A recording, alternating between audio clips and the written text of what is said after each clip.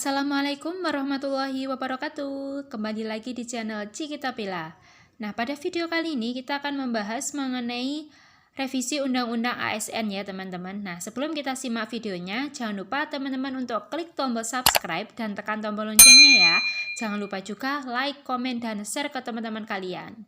Oke, dari berita di internet yaitu dari jpn.com, di sini disebutkan bahwa ini yang akan diatur di revisi Undang-Undang ASN, honorer K2 dan P3K wajib tahu.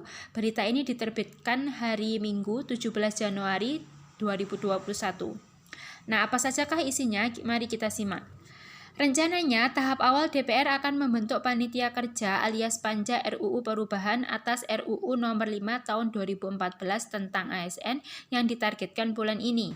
Kami segera membahas revisi Undang-Undang ASN karena sudah masuk prolegnas juga. Karena itu kami butuh masukan dari honorer K2, kabupaten atau kota hingga provinsi, apa saja masalah di lapangan. Ini menurut Hugua, anggota Komisi 2 DPR RI dalam diskusi terbatas dengan pengurus Perkumpulan Honorer K2 Indonesia atau PHK2I di Jawa Tengah secara virtual yang dilaksanakan pada hari Sabtu kemarin.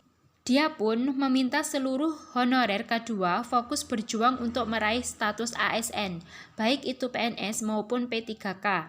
Menurut Hugua, revisi UU ASN bukan hanya fokus pada PNS tetapi juga pada P3K.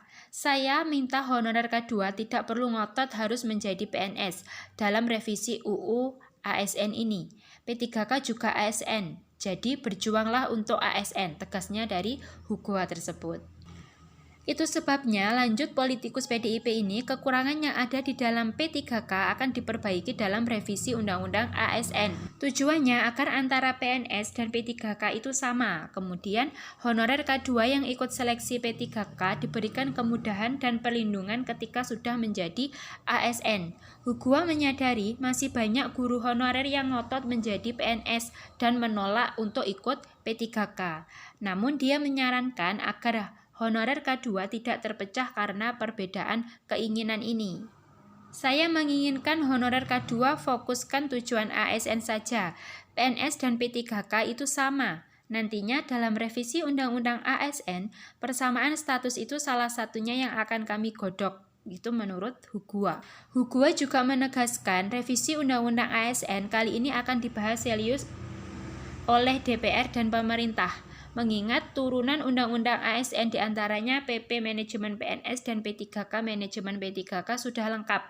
Dengan demikian, ada poin-poin yang harus direvisi agar tidak merugikan PNS maupun P3K.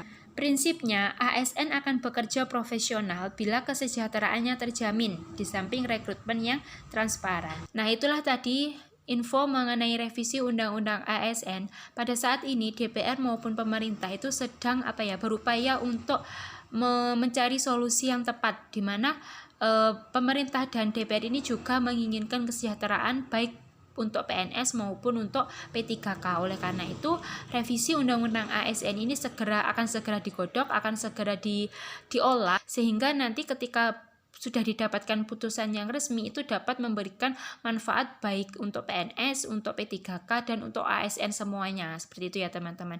Nah, demikianlah tadi info mengenai revisi Undang-Undang ASN. Semoga informasi ini dapat membantu teman-teman. Sukses terus untuk teman-teman. Wassalamualaikum warahmatullahi wabarakatuh.